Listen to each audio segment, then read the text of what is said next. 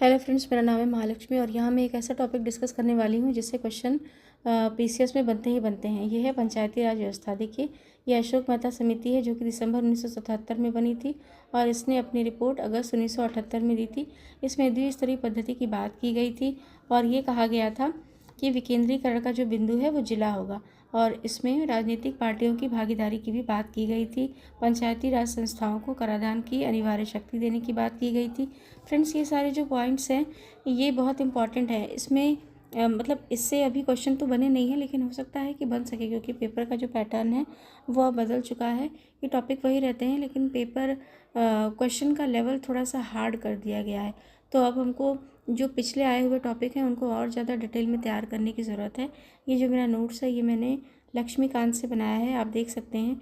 इसमें मुझे जो जो भी पॉइंट्स इंपॉर्टेंट लगे, मतलब इसमें कुछ भी छूटा नहीं, आप देख सकते हैं कि देखिए जीवीके राव जो समिति है वो 1985 में बनी थी और इसमें भी जिला परिषद को सर्वाधिक महत्वपूर्ण बताया गया था और अशोक मेहता वाले में भी जिला परिषद को सर्वाधिक महत्वपूर्ण बताया गया था।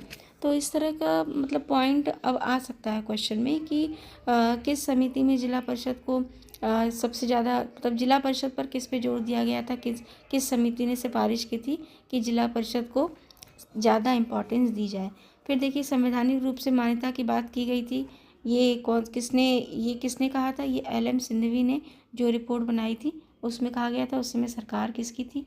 राजीव गांधी की सरकार थी। फिर देखिए फ्रेंड, अगला है थुंगन समिति।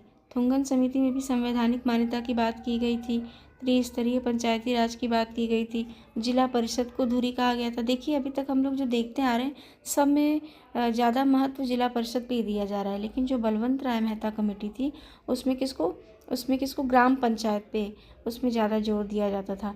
देखिए, थुंगन समिति में महिलाओं के लिए आरक्षण की बात की गई, राज्य वित्त आयोग की स्थापना की बात की गई और जिला परिषद में जो पदाधिकारी था वो कौन होगा? वो होगा कलेक्टर। फिर आती है गॉडगिल समिति, वो भी 1988 में आती है।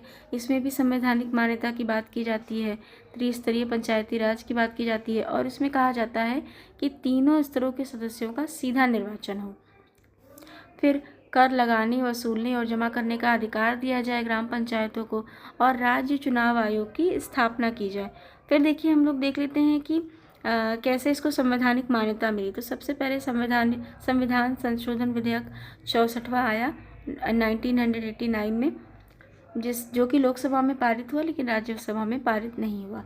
फिर नवंबर 1989 में VP सिंह की जब सरकार थी तब आया, लोकसभा में प्रस्तुत किया गया लेकिन सरकार गिरने से वो विधेयक समाप्त हो गया। फिर आता है सितंबर